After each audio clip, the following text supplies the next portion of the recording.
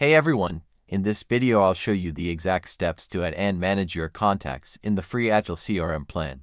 First, log into your account. Look at the left menu and click on Contacts. This page shows all your contacts. To add a new one, find the blue button that says New Contact and click it. A form will pop up. Type the contact's first name. In the next box, type their last name. Scroll down and find the email field. Enter their email address.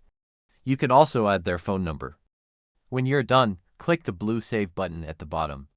Now, let's manage a contact. On the Contacts page, find the person you want to edit. Click directly on their name to open their full profile. On their profile page, you can edit any information. Click the Edit button. Make your changes and click Save.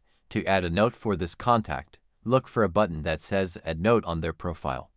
Click it, type your update, and click Save to add it to their timeline. And that's it, you've added a new contact and logged in activity. If this helped you organize your customers, please like and subscribe for more. See you next time.